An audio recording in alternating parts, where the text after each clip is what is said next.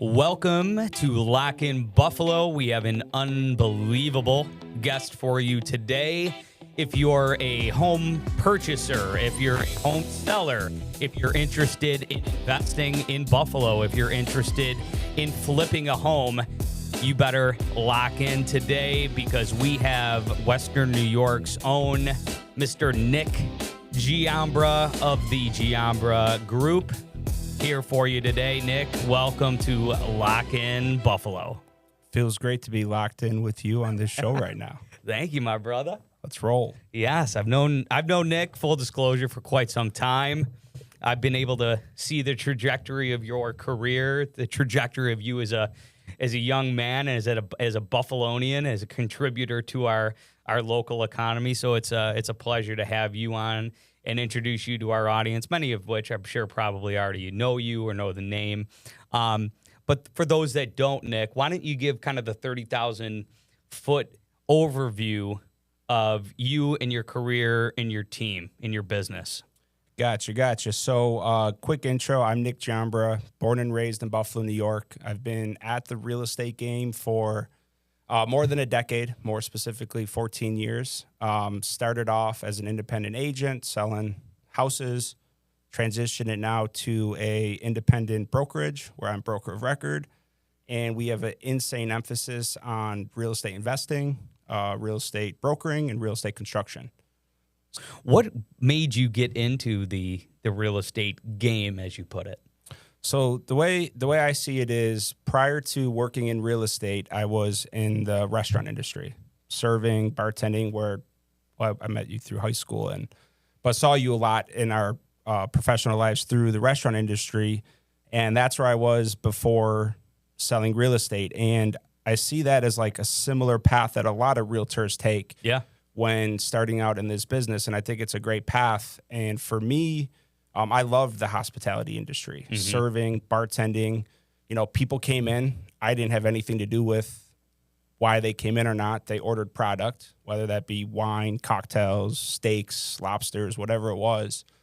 And then they tipped you according to their bill size. So, like, I love that sense of service where, you know, people are coming in, they're tipping you, they're paying for a service, and your hustle and your ability to anticipate their needs was directly related to your compensation amount. Sure.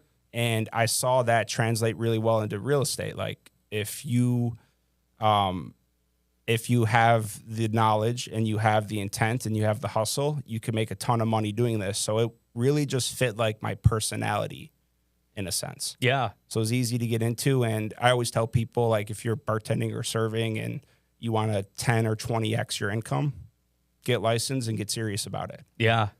Yeah, I mean, there's so many synergies to those two industries, obviously, when it comes to engaging with the customer, as you put it, anticipating their needs, providing them with the guidance, providing them with the education. But it's also a great social trajectory, right? You build a great network coming from the hospitality industry as well. You get to know so many people, get to engage with people, and you figure out pretty quickly how to communicate effectively.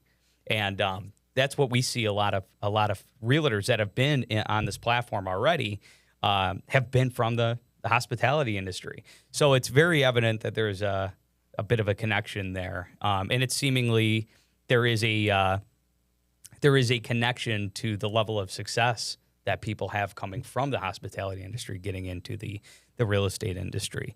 So with that being your foundation, how did you pivot from getting licensed, entering into the business, to then becoming a leader of a team?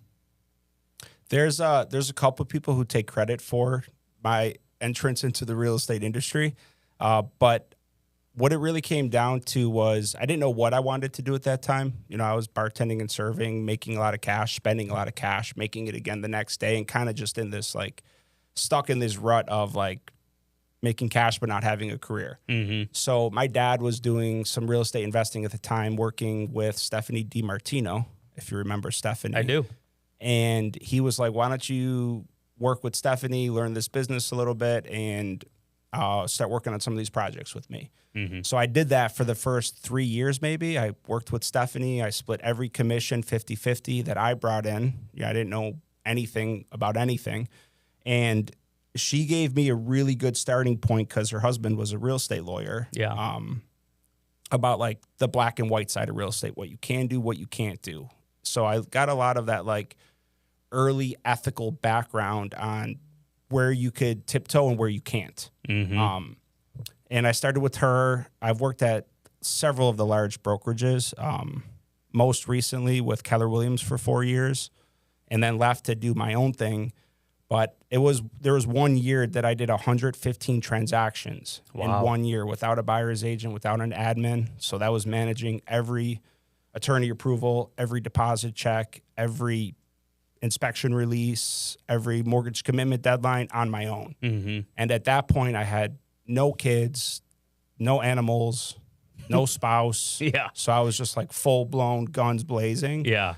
And had an insane year. 115 deals solo is like, Nazmul Hussein came close to that, but I don't know if anybody can ever break that record, like locally or nationally. It's a ton of deals to do. Yeah, it is.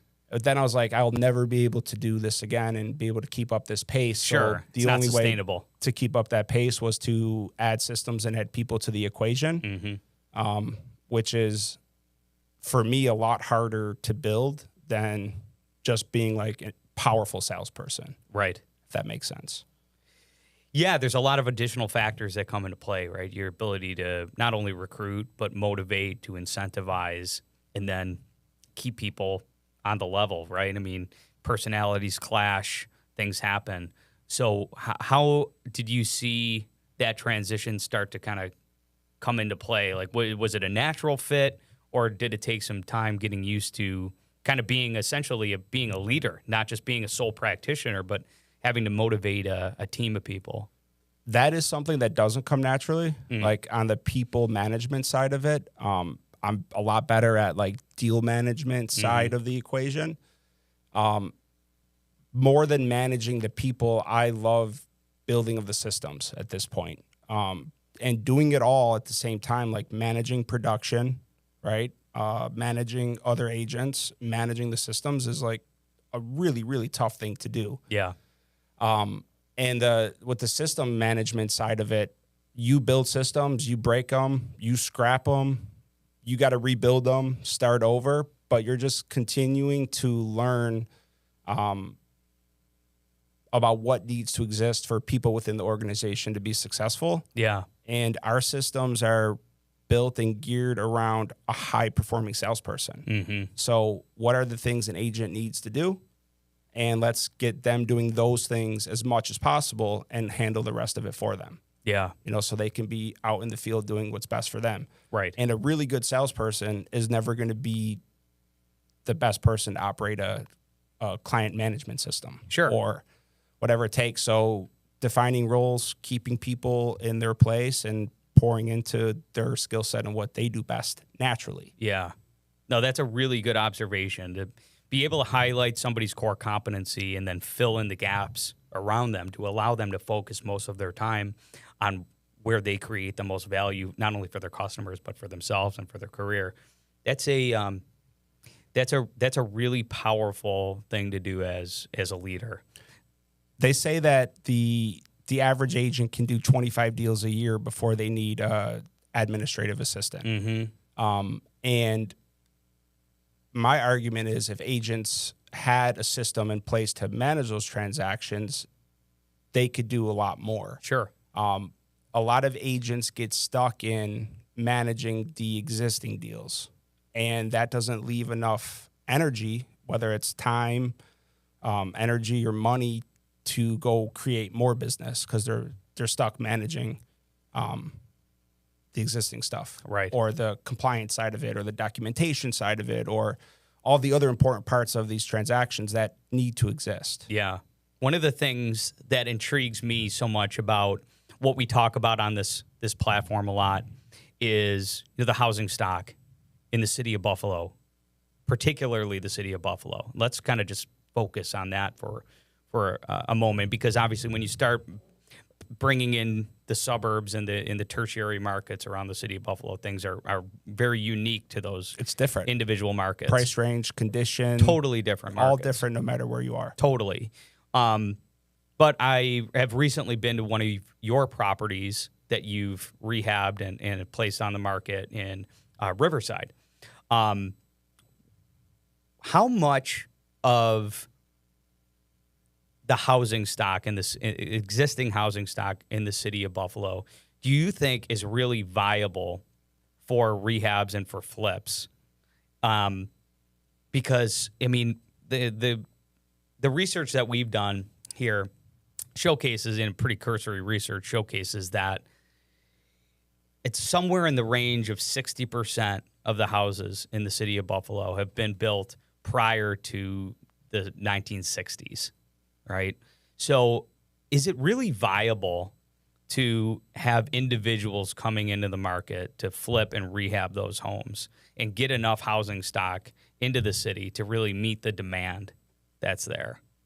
I think the short answer is, of course, because you see a ton of people doing it at a high level every single day. Yeah. But it depends on your strategy and your motivation and the systems that you put in place to be in those situations to be successful. Now, I think the last 3 to 6 months of specifically real estate in the city of Buffalo has been a very interesting topic. It's been really hard to get showings on renovated duplexes, renovated singles. And I don't care if we're talking East Side, Riverside, West Side, Allentown, Elmwood. The exception to that rule I've seen is North Buffalo. Yeah. People are just always going to be drawn to North Buffalo no matter what. Yeah. But it's been really hard to get activity on investment or owner-occupied style real estate in the city of Buffalo. What do you attribute that to? I think there's a ton of factors at play. I think the glaring one is the $150 million deficit that the city of Buffalo is in, where they're doing whatever they can to get rid of that gap. And I think they're doing it through the inspections offices, through permits, inspections. I think that adds a lot of pressure to the investor or occupant in the city of Buffalo. It's really hard to get a dumpster company to come drop a dumpster in front of your house today if you don't have a driveway. They're all scared of the permit office and not being able to get that permit to put the dumpster on the street. So that's one example. I think the cost of construction has gone up so much that the price of the real estate post-construction hasn't climbed with it. Was climbing with it for a while, but now it's exceeded. So, for instance, that one you came and saw on Tonawanda Street, I couldn't sell that house. I'd done another one at the same time, a duplex on the west side. I couldn't sell that house either. And here I am selling 200 homes a year, and I can't sell the 2 pieces of inventory that I actually need to sell to keep my investments moving. Yeah. And it's interesting too. And I think some of it has to do too with immigration, in the sense of the end user for that renovated single family home in Black Rock, East Side, or some of those more overlooked neighborhoods. Yeah. They've been arrested. Or family members or friends have been arrested. So they're not in the market to buy those houses anymore. Yeah. And at the same time, in those markets, those community members that became real estate people since they came to America, they're scared too. So Yeah. you have a massive amount of inventory in some of those markets. So I think it's related to a lot of things: local politics, federal politics, and the cost of living in this country. I couldn't agree with that more. I think you summarized it perfectly. I mean, we spend a lot of time delving into the factors that impact this market, and I think you hit on all of them. That was a great summary. But it's literally coming from real life experience. This is this is because of how much listing inventory we've had in these markets over the last 3 to 6 months. And it's not just me. There's several agents on our team that are consistently getting this type of data that now we have all have access to as a brokerage or as a team, and we could lean on it together to help our clients make the most informed decisions with this. Yeah. I'd like to get your take on another interesting topic going on in the city of Buffalo now, as well, is the aging housing stock. We have, I mean, based off what you're saying, it sounds like more inventory is hitting the market. It maybe should alleviate some of the issues that buyers have on actually putting in offers on houses. There's the consistent scenario of the bidding war, right? I mean, that's all of Western New York. Erie County's got a substantial inventory shortage. I mean, there's a housing crisis nationally, really, but we see it really here a lot more than a lot of markets throughout the rest of the country. So with more listings hitting the market, are you seeing a little bit of easing on, obviously you're seeing easing on the bidding wars that are going on a lot of these listings. Are you seeing prices reflect as quickly as the amount of offers? Yeah, and it's a complicated question, and people ask this all the time, like condition of the market. And my first answer to the question is like, it depends what type of real estate you're talking about. Are you talking about renovated single family homes in clearance? Are you talking about add value opportunities in Black Rock or East Side? Or are we talking, mixed use buildings or office space or industrial or whatever it is? On the residential side of it, that 20 showings, 10 offer situation has probably gotten closer to like 8 to 10 showings, 2 to 3 offers. So naturally, that's going to compress pricing a little bit because there's less offers on each house. Right. The good stuff is still going, and it is, but not everything is. So you got to be very careful with what you buy, how you buy it. Yeah. Yeah, absolutely. What do you think about all of the vacant lots that the city is sitting on right now? It's been estimated around 7,400 vacant lots. In general, the city of Buffalo is about 15,000 vacant lots. What would your expertise and understanding of the market lead you to? How can the administration or the real estate professionals in the city of Buffalo kind of come together to do something with all of these vacant lots? I think it's a tough question. And on some direct experience, we're working with a developer who has a piece of vacant land on the corner of Prospect and Pennsylvania right now. And we're working as a general contractor to build these 2 homes for him. And the numbers just, they don't pencil out. The cost of construction on a square foot basis, plus like your site cost and your land cost and everything else that gets included in all of this, you can't sell the house for as much as it costs to build it. So that's a huge dilemma. And now you start to see a mental transition towards affordable housing or subsidies through the state to bridge that gap between the cost of construction and what the resale value of these homes actually are. Right. I think the city, if they could go back and do something different, they probably wouldn't have demoed so many houses in these blighted neighborhoods, because now you have these streets and streets and streets of homes that look like smiles with no teeth. When you have so many homes taken down around them. And it doesn't make sense to renovate the existing ones that look like crap. And it doesn't make sense to build market rate housing on them either. So the next step is affordable housing. But this state has shown an insane commitment towards funding affordable housing projects. Absolutely. I heard a stat once, and I don't know if it's true, but 52% of all existing homes or residential properties in New York State started as affordable housing. So maybe affordable housing is the option to give people an opportunity to purchase newer homes at affordable rates and help them feel safe in those homes to then be able to manage the other aspects of life that need to be managed to be able to like build wealth. Obviously, right now on the topic of affordable housing, we're seeing a ton of headlines in the Buffalo News regarding affordable housing, in particular around Marine Drive and the North Aud project. But those are for rental units, right? I mean, affordable housing is a very general term. There's some of the questions that pop into my head around, I think the total is $825 million of subsidies that are going into those rental units, of which, I know the one project, the redevelopment of Marine Drive, is 700 and change units. And then I think the North Odd project's another 250 units.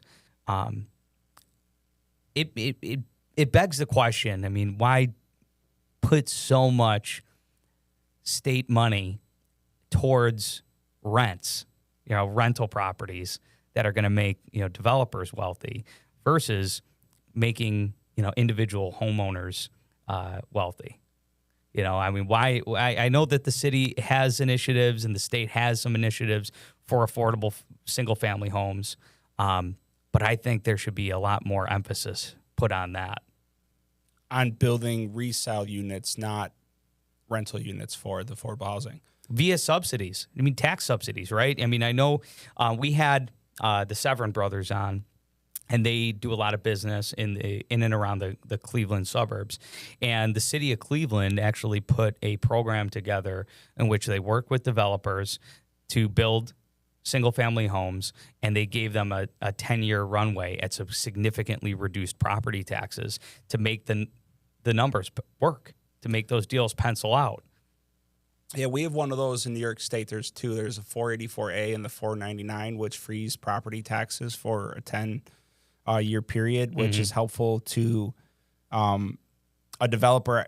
The thing that comes to my mind at first is like the cost of labor. Is that like a union issue that exists in New York State that maybe doesn't exist in Cleveland? I'm not sure. I hear that talked about all the time, like the cost of labor is so high here because it's like a union state. Maybe that's but there are programs also on the affordable housing side for resale. Like my dad's doing one on Lakeview, which is south of Porter, west of Niagara. So that little pocket that they just put that bridge in to connect Lower West Side to Ralph Wilson Park, which could be an awesome thing for the neighborhood to be able to walk 3 blocks and be in a $150 million park. And he's planning to build these condo style as individual dwellings and using affordable housing program to sell them to people that are within the income threshold of the affordable housing. Right. Instead of keeping them as a rental. And now he just doesn't want to deal with tenants anymore. That's why he's going towards the resale route. But it's an awesome program where the end user only needs to come up with a $200,000 mortgage, and the state kicks in a $200,000 grant behind it that falls off after 10 years from the consumer perspective, but that's equity or money given to the developer for building the affordable housing unit. That's a phenomenal program. I was unaware of that. But those are the types of projects that I really like hearing about. I think they're going to substantially benefit this market and the citizens of this community. Because, Mike, I see what you're saying. Like, how different is the new building to be built? How different is it from the Marine Drive apartments? And is it just the same thing, newer, and going to have like the same type of impact that those buildings had, which I'm not judging the impact that it had or didn't have. I don't know. But I think it's pretty evident. It's been there for 70 years. And nothing else around it. Right. But you could say the same thing on the local politics side with the stadium, right? They just did it again, built the stadium again in Orchard Park. And I don't know, are we repeating the same mistakes over and over? And if we are, how come this is still happening? Yeah. Yeah, look, there are two strategic plays, right? There's an economic impact, and then there's affordable housing. I gotta believe that there's a way to get those two birds killed with one stone. There has to be a way to be a little bit more creative and leverage those tax dollars to achieve both. I don't see it right now, but who knows? I'm very optimistic. I hope with all the money that's pouring into Canal Side for those two projects in particular, that it will transform that area. It will turn it into an economic engine. It will create an environment where people want to be there all year long, year round. It's still yet to be seen. I think on that front, on the development side, like, you got to have people first. And then once there's people, like you'll get the retail, you'll get the office that comes around it. But downtown is missing people. Yeah. And look, that's why, in particular with the North Odd project in Penrose development, basically doing a complete 180 and doing 75% income restricted to market rate when it was originally the other way around. If it's going to be a driving force to get people down there, right? I mean, are people in the 150 to 200,000 income earners, do they want to live in that area as it currently exists? That may change over time. I mean, there's still a lot of, I think to the point that you make, it's all about getting critical masses down there. It's about getting people down there. It's still an experimental market, right? And 7-8 months of the year, who really wants to be down there? It's extra cold and extra windy down there. Yeah. So there's a lot to be determined. I think it's a good experiment for the most part. But Mike, hopefully it's that starting point. Yeah. Hopefully, like, it gets people in. Yeah. It gets them that comfort that's needed around, like, the safety issue with needing a roof over your head. And hopefully that opens up the opportunity for these people to be able to continue to conquer life. Yeah. For what that means for them. And hopefully it's that starting point that transitions to those people, potentially being homeowners in that same area, in 5-10 years. Sure. Yeah, I think that's the goal. Hopefully that's the goal, right? I mean, I live in the comment section now on the Lock In Buffalo Facebook and Instagram. I get a really unique perspective into the thoughts of a lot of the people in this community, and in particular on these topics. And you have a lot of people that think the way that you do, and the way that, for the most part, I think I do on this subject. But then you have a lot of thoughts out there that this is the political elite's intention to keep people in the rental cycle.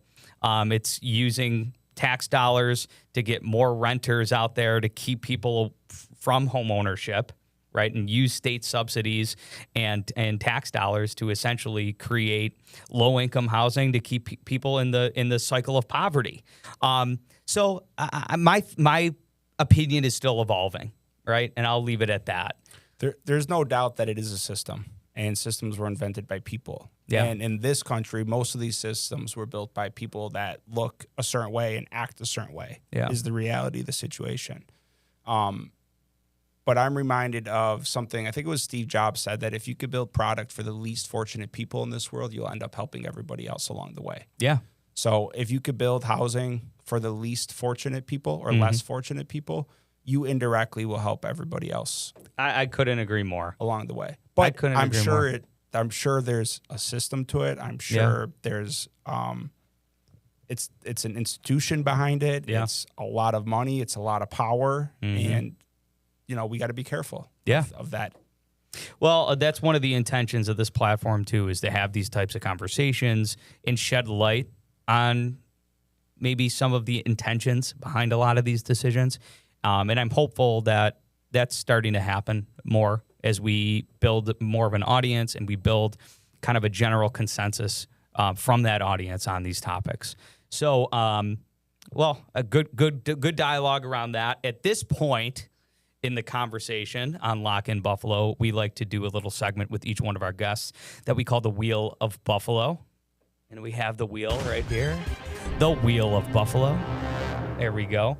So, Nick, I invite you to spin the Wheel of Buffalo, and you'll land on a topic of which you can provide a unscripted answer. Let's roll. Let's roll. Thing that Buffalo gets wrong. So Nick Giambra is going on the record with a thing that Buffalo gets wrong. The Wheel of Buffalo, Nick Giambra, with a thing that Buffalo gets wrong. That it's the most effective thing to define ourselves by the food that we have here. That we're a chicken wing, snow, Buffalo Bills town. I think that's an easy thing to define ourselves by. Is that what you want to be defined as? What would you replace that with? kind, empathetic, caring people who go out of their way to help their neighbor. I love that, Nick. That is, and like being genuine about that. 100%. That is one of the biggest things that I think has kept not only me, but many members of my family in this community, is that we feel that sense of empathy from our neighbors. You know, you always hear the city of good neighbors, but when you're here and you have deep roots in this community, you know, you see it. You see it not only within your personal network, but, you know, in the general community as a whole. Like several members of our team were just at St. Luke's recently on the east side of Buffalo, and seeing what volunteers, it's 100% volunteer run organization that has now gone from a church that's kind of bootstrapped this community outreach to feed the most needy folks in our community, is now extended that to this full-scale operation that assists men, which make up a majority of the homeless, assists men with not only getting off of the street, getting shelter, getting a bed, but getting mental health treatment, getting life skills, getting medical treatment. I mean, you name it.